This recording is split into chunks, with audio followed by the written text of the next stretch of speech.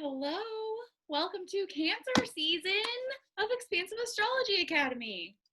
Yay, I can't believe this is the fourth season of the astrological new year. We're kicking off the first water season of the astrological new year. I can't believe this is the fourth season of Expansive Astrology Academy. And I'm so excited for the first water sign. This season is sure to bring up and dig up a whole lot. And I hope that it is that, I know that this energy can be really hard for some people. And we're in the middle of eclipse season, and Mercury just went retrograde. So I think all of, if not most of Cancer season, Mercury will be retrograde, which brings its own set of challenges. Let's see. Yeah, I don't think Mercury leaves retrograde till right after. No. Yeah, we'll get the end of Cancer season. Mercury will go direct. I think it'll probably still be in the retrograde shadow, but I hope that I know that this season can be kind of hard for some people, and we're talking about really foundational stuff. We're talking about our roots as a person, as a human moving through this lifetime. We're really talking about our roots and our childhoods, our value systems, our home life, how we replicate our old home life currently, or how we approach our life differently now, what we bring to our homes and our communities now. Is it replaying some old patterns, or are you empowered and creating new patterns for yourself? We're going to get into it. And what I mean to say is that this is going to be an intense season. We've got a lot of intense, deep energy going on, and I'm not a fortune teller. I don't know how it's going to look for you or what's going to come. I don't know how it's going to look for me or what's going to come for me, right? And I know that for myself and for some of the people I've spoken to, Gemini season has felt very airy and very chaotic and kind of unrooted and ungrounded. So I imagine that Cancer season will probably feel like we're swimming and hopefully not drowning. So the phrase for Cancer season is I feel. It's the first water season of the year, and the water is all about emotions. Cancer season is the season of feeling. We get to really explore our relationships with our emotional selves and how we feel. How exciting. It's ruled by the moon and Jupiter. The moon is it represents our intuition, it represents our emotions, it represents our inner worlds. The moon represents the life cycle. It represents going through phases, right? And the moon means something slightly different for everybody. And we get to really hang out with our intuition and with our inner selves and our inner world. And then Jupiter is the planet of opportunity and expansion. It's a very expansive planet. So we'll get into that more probably the week of the tarot. Speaking of the tarot, Cancer is ruled by the Chariot card. And we're also going to be talking about the High Priestess, because the High Priestess is related with the moon, and we're going to be talking about the Wheel of Fortune, because the Wheel of Fortune is related with Jupiter. So all three of those cards are going to be pretty potent and with us this season. And mostly, of course, we're really working with the Chariot, which is all about I really like comparing the Chariot to the crab shell, and the way the crab needs to, well, certain crabs I don't know crabs, okay? I don't know my crustaceans that well. But like hermit crabs outgrow their shell. And when we're in the chariot, we get to really examine, like, how is this chariot working for us? We are the charioteer, and the chariot is this energy of what has gotten us from A to B. And is this chariot still the bestest, strongest chariot that I can have, or is it time to go to the dealership and finance a new chariot? Let me take a sip of tea. More on that probably in week 4, and I'm sure that that will also come up um, next week. No, next week we're talking about the crab, and the week after we're talking about the shell. So we've got a lot to explore. And continuing to just introduce Cancer season to you, it's a feminine energy and it's a cardinal energy. Now, cardinal energies, cardinal signs are Aries, Cancer, Libra, and Capricorn. And they are the signs that get things going in a new direction. The Latin word for, the Latin word for cardinal means hinge. So these are the signs that mark like a turning point. They get things moving. Aries, we've already experienced that fire energy where Aries get something in motion. Cancer too, in a completely different way, acts as a hinge. It acts as like a pivoting point. We are not, I say this every season, we are not going to leave Cancer the same way that we're entering it. Mark my words on that one. We are not going to leave Cancer the same way we're entering it, because Cancer acts as a pivot. These cardinal signs align with the seasons. Aries kicks off spring, Cancer kicks off summer, Libra kicks off fall, Capricorn, we're really in winter. I mean, right? But these are signs that are all about initiating and leading and providing the first spark of something new, of a new idea, a new foundation, a new sense of self. Cardinal signs help to really pivot our lives in a major way.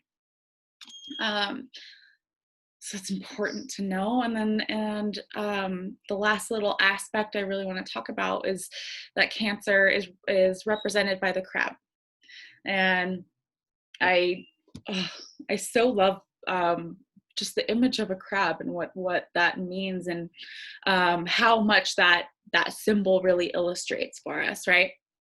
The crab is comprised of the shell and the crab, and it has great defenses. It has its pinchers, and in Cancer season, we get to learn to love ourselves and love our lives from the inside out. We are in the sign that is ruled by that rules the 4th house, the house of structure and our social values. It's the house of home, which sounds funny to say. But Cancer, the crab, is brilliant at taking up its space and creating a home within itself and defending its home. That home or that chariot, that shell, protects the very fragile, soft meat on the inside. It protects, and if when we consider how deep and how intuitive and how high priestessy and moony Cancer is, we get to attribute all of that to a crab too. So underneath that shell, which we all have a shell, whether you're a Cancer or not, underneath that shell is so much depth, juicy, raw, vulnerable, fragile depth. So moving into Cancer now, where the phrase is I feel, we get to really dig in deep and begin to explore our relationship with our emotions. Excuse me. We're moving through this water energy, and it's a time to find a sense of rest and a sense of home wherever you are. And I know that can be radical depending on where you are, to think this does not feel very homey. Or you might feel very unsettled and uprooted. And the crab creates a home within itself, right? We get to explore and find and declare a sense of home for ourselves wherever you are.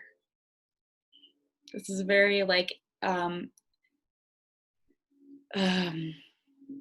figurative sense of home, right? Like a personal sense of home in your own little bubble. Like this doesn't have to be external or physical. And finding a sense of home despite where we are in our external or physical world. And exploring our sense of home can also mean our external physical world. I'm feeling like Cancer season is going to be, well, let me finish my thought. I'm feeling like Cancer season is going to be a time for me to tend to my home and do some minimizing and purging and getting rid of some stuff and tending to my home. I don't know if that's so much Cancer season as it is the fact that I'm currently pregnant and probably feeling an urge to nest. So to be fair. And home means our literal home, and feeling safe and feeling like we have a space in our literal home. And I mean a figurative home as well. So let me take it. I think the incense is kind of bothering me. So we're in a time of duality, right? Cancer season is not a time of us like just going into our shell and just staying there and being there, right?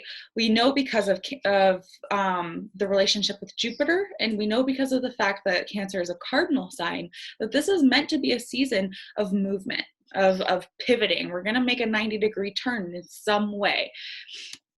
So this is a time of blossoming, of expanding, of growth, of evolving and continuing to find home, no matter where all of that evolution and growing and evolving lands us.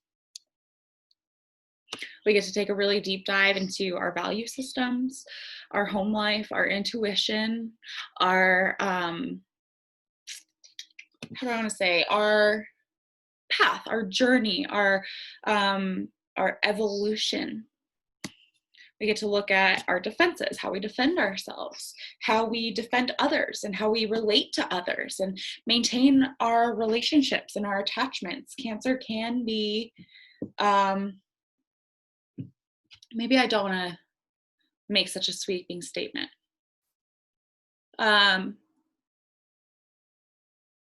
Cancer is concerned with attachments. It can get very defensive. It can get very possessive.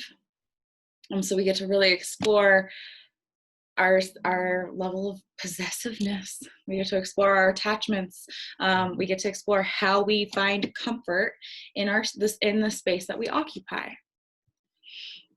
Lindsay Mack, my tarot teacher, says that entering Cancer season is like going into the shell and determining the crab meat from the crab shell. I also think this is a time of exploring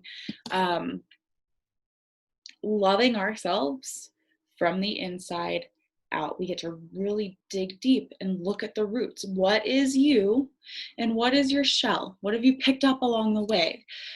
What do you need to keep with you in your shell? And what has kind of just built up as a shell? Or what have you, what about your chariot might need some maintenance or replacing?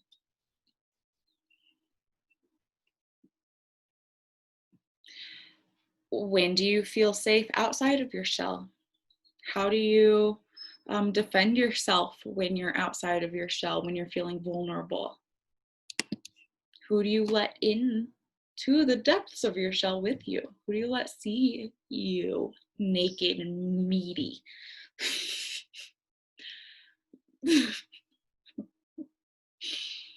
Um, we're really going to be looking at our sense of foundation and where that comes from, which can bring up some childhood bullshit.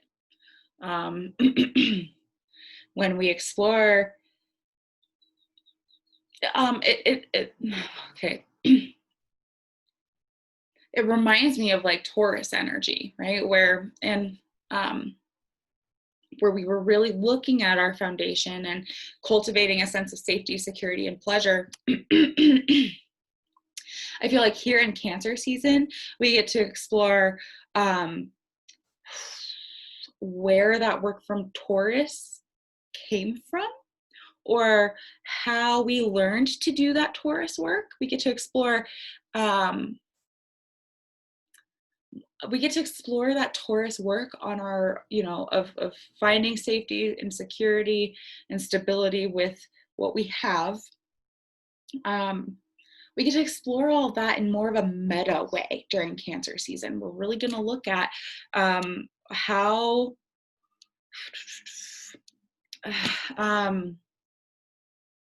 we developed these defenses and these techniques that we have for ourselves, how we show up in our home and in our world, how we do these things, and why.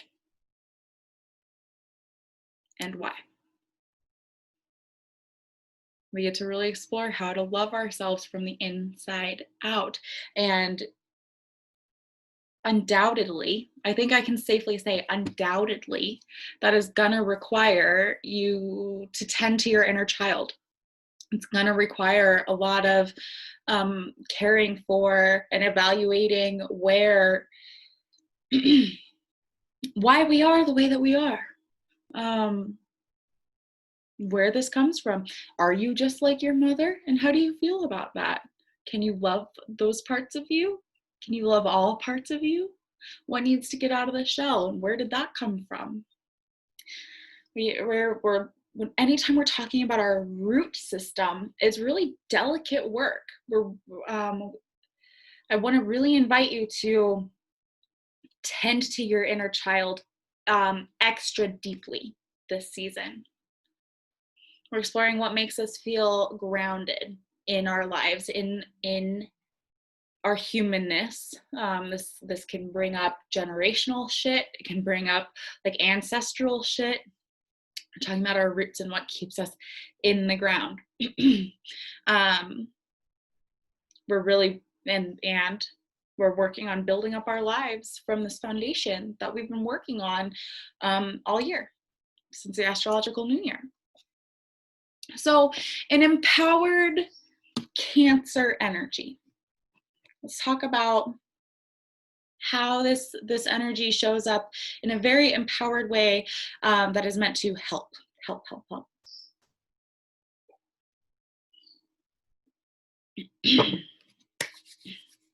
Empowered Cancer is receptive, open, sensitive.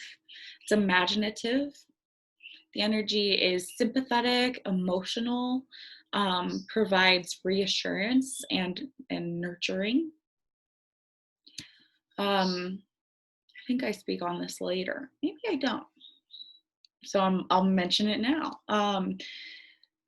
A lot of people connect Cancer to like motherhood, or like our maternal, our history with our mothers.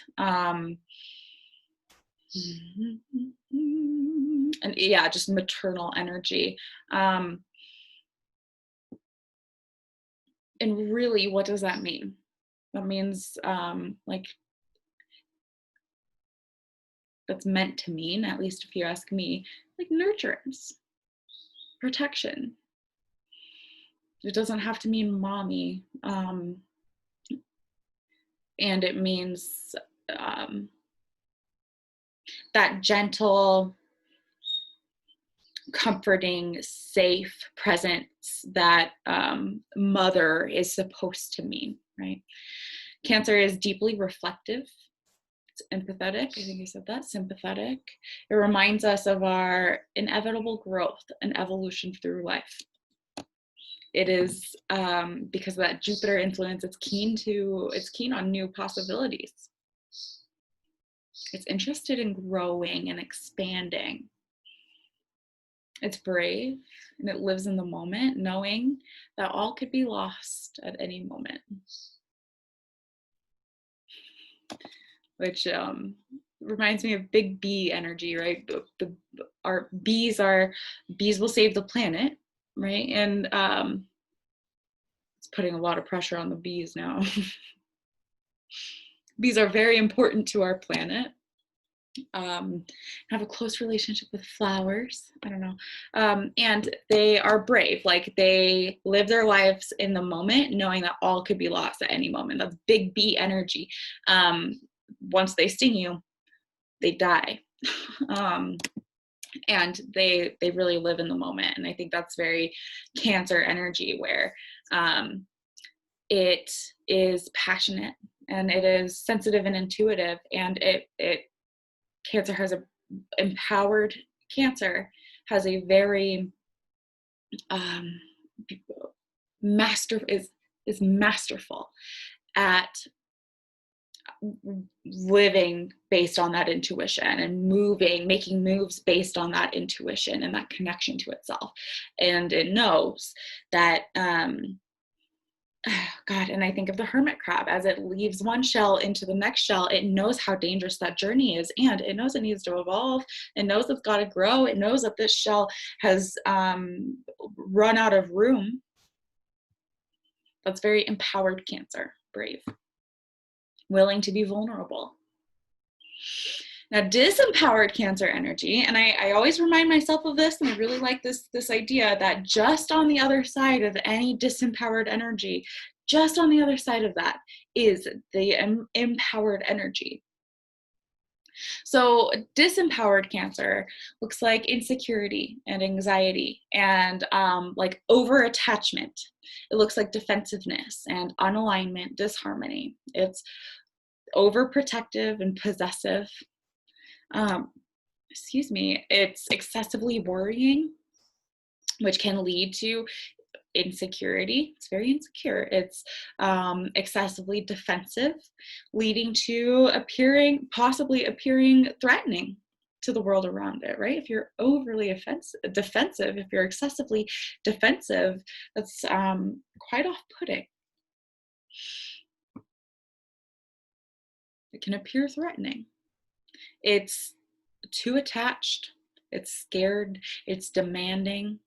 And we can think of this archetype or the idea of the mother, and we can consider what an empowered mother looks like versus what a disempowered mother looks like. A very enmeshed, needy, abusive, controlling mother versus that protective, caring, nurturing mother. Yeah, I hope that makes sense. So at the beginning of the season, I really like to remind myself of this exactly, how these energies can show up in an empowered way and how they can show up in a really disempowered way. And that really allows me to explore and evaluate myself at any given moment. Where am I at on that scale right now? And I always remind myself, right? It's the same coin. On the other side of the really disempowered, over possessive, say, on the other side of that possessive energy is a more empowered energy where, maybe the opposite of possessiveness is, it could be many things. It depends on where that possessiveness is coming from. Let's see, the opposite of possessiveness would be where that energy is the same, like you still, the goal for being possessive is still there and that need is still within you. What is the opposite of possessiveness? What is an empowered version of possessiveness? I don't know if a word is going to come to me right now. And I invite you to explore that for yourself and explore how you might be showing up in disempowered ways, and what is just on the other side of that, where your truth is still your truth and your needs are still your needs, but how can you bring that to the world in a more empowered way, right? So I'm rambling instead of finishing my thought and coming up with a word. The opposite of possessive would probably just be protective. Um, like appreciative, maybe. Hmm, that looks different for everybody. I really want to invite you to explore that just like that. I'm going to take a quick pause. You won't even notice it. And then I'm going to come back and we're going to talk about our values and the fourth house a little bit. One moment. I'm back. Okay.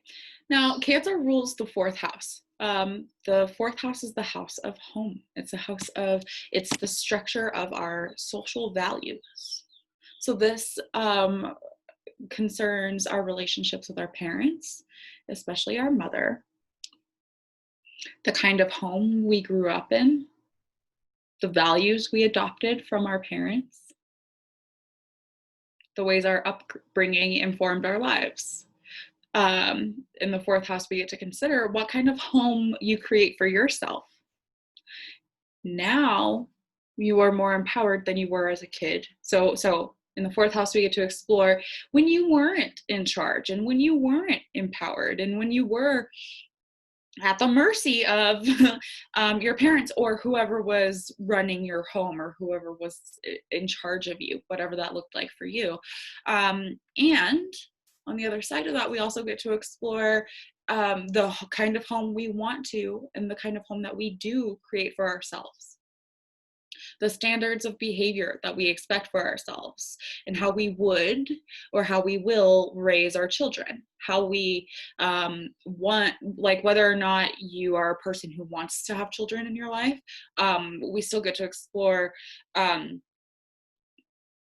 the values that we are like reflecting from us, the values that we're showing up to the world with. We're exploring what kind of community we are creating, and this makes me want to remind you of how much fucking power and influence you have.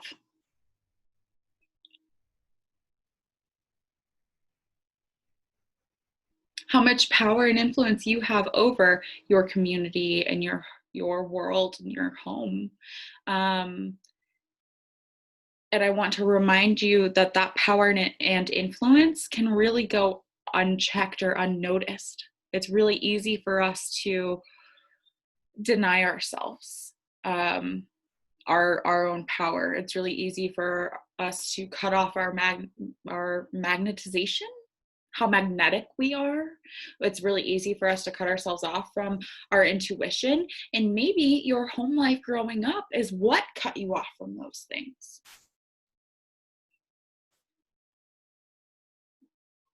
When we allow this work right here, right now, in Cancer season and in this fourth house, when we allow this work to go unchecked or undone, it has power over us and our world that is going unchecked, and that can be very disempowered power.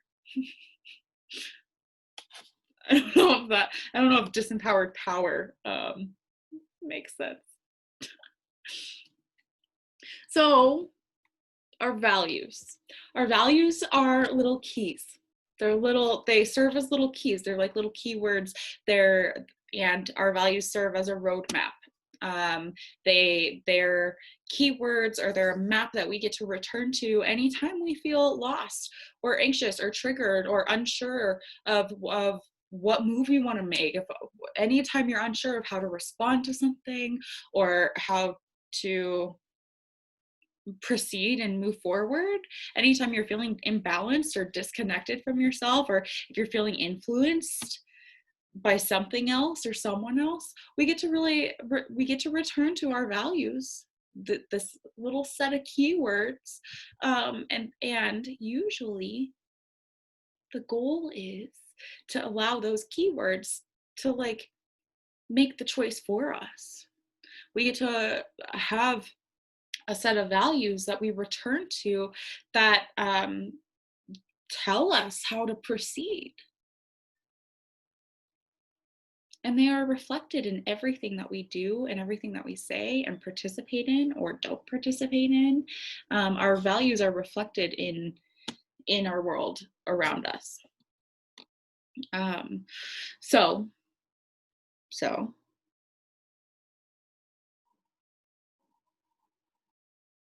what do you value? And how do you think that's being reflected? Like, are your values being reflected in what you say and do and bring into your shell, bring into your world? Or are you showing up in a way where your values, you're disconnected from your values? I was for a long time before I did an activity in therapy, or I learned an activity in therapy school called a values card sort. I'm gonna grab them. I'm sure you can look this up online.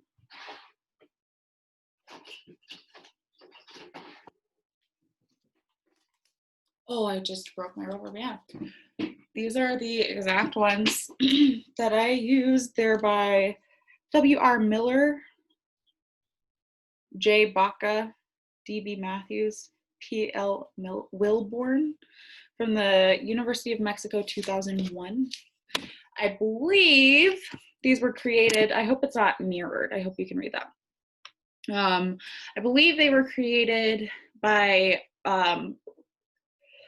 researchers who were studying career counseling, I believe. And there's this list of, gosh, I don't know how many. There's a stack of maybe 70 or 80. I don't know, maybe less, maybe more. I'm really bad with estimating. And they include things like realism, passion, accuracy, popularity, mastery, helpfulness, knowledge, self-knowledge, service, God's will, virtue, et cetera, on and on and on.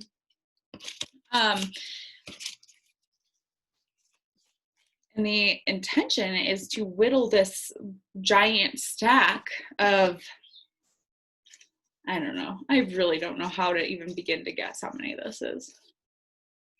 Oh, they're numbered. There's at least 80. Whittle this down to a handful. I usually made a rule for my clients to only have like 5 or 6 that you can easily return to and remember. 5 or 6 keywords that are the roadmap of your life. 5 or 6 keywords of what you value right now. And then we get to explore, am I living in accordance with these values? For me, I realized that authenticity, I whittled these down, and authenticity was like the number one card that spoke to me. And once I realized, I hadn't really realized how important it was to me to be authentic and to live in radical authenticity until I did this exercise. And once I realized that, I was able to look at how and when and where and why I wasn't being authentic in my life, and which relationships were contributing to that, and how it impacted me when I wasn't authentic, and what I got to heal, the things that were standing in the way between me and authenticity. And this is a lifelong journey, right? And realizing my personal values rocked my world. It really, really helped. That's why I use the word roadmap. I was able to return to, am I living in a way that's authentic? Does this feel authentic for me? Am I expressing myself in a way that's authentic? And that's just me. That's anecdotal. I encourage you to look up a list of values. They're everywhere. You can Google a list of values, and I'm sure you'll find a million of them. Whittle it down, and maybe you know without a list. Whittle it down to just a handful of 4 or 5 or 6, that are the most important values to you. And when you consider this, consider why. Why are these things important to you? A lot of our values we've adopted from other people. A lot of our beliefs or values we've adopted from our parents, or they were put upon us from our parents. If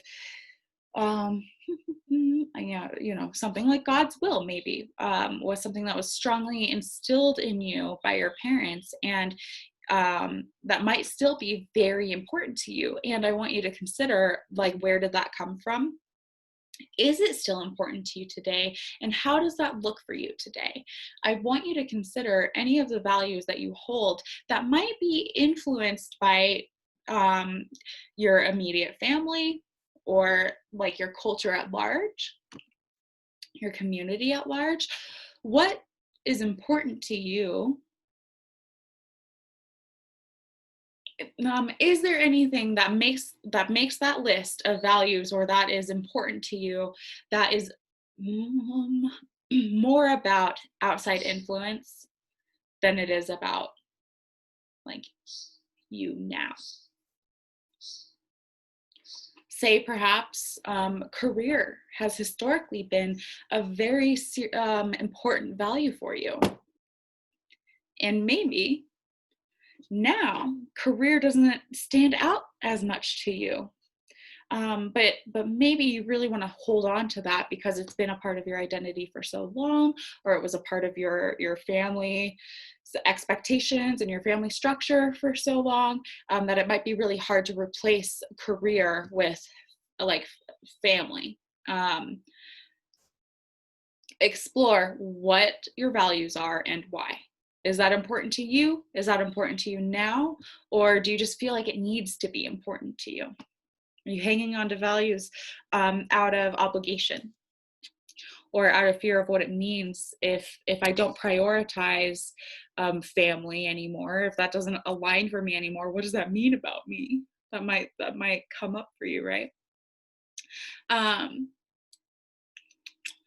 This is a chance. We're exploring our roots. Remember, we're exploring old structures. We're exploring what we hold and what we have with us that impacts how we respond to our world today, that maybe comes from the past. And that doesn't mean we have to let go of everything from our past necessarily, but it is your responsibility to reevaluate it and explore what needs to come with you, and what needs to go, what needs to stay in your childhood home. We're exploring old structures. And this is also highlighted by what's happening with the moon. 2 weeks ago, we had a lunar eclipse in Sagittarius, which really brought to light any issues that might exist related to like Sagittarius's interests, which are like exploration and expansion and freedom. So many of us, with the last full moon 2 weeks ago, things were illuminated for us in terms of what we might be holding on to that is keeping us from galloping forward with our Sagittarius energy. Now in Cancer season, like now that that's been illuminated, we get to look at those roots and tend to those roots and untangle them where we need to, and tend to them where we need to, and trim some old shit off. It's not always easy, and it sure is potent, and it's really showing up in the sky for us. We are supported in this work right now. So as you'll see from the homework this week, we're starting off this season with a deep evaluation of our values. Remember that your values change throughout your life, and that's fine. We get to decide right now, what are my top values? Where did they come from? Why are they important to you? Who else are they important to in your life? How does this show up for you, and how do you show up for it? this value, whatever it is. And like, when are you and when aren't you aligned with your values? How does that impact you? How do you know that you are or are not acting in alignment with your values? What are the repercussions of not acting in alignment with your values? All things values. So that is your Cancer season introduction. Good luck. For me, I'm a pretty watery, pretty emotional, pretty vulnerable person. I'm pretty comfortable in this kind of energy. And I know that that's not the case for everybody. So let me know how you're doing. Let me know where you fall on that spectrum. Are you pretty comfortable and excited for this work, or are you totally uncomfortable and scared of this work, or some other combination of comfortable and excited, or uncomfortable and still excited? Let me know how you're doing. I will talk to you very, very soon. Next week, we're exploring more of the crab and more of what makes you tick and more of your meat. I promise I won't say that anymore. Love you. Take care. Talk to you soon.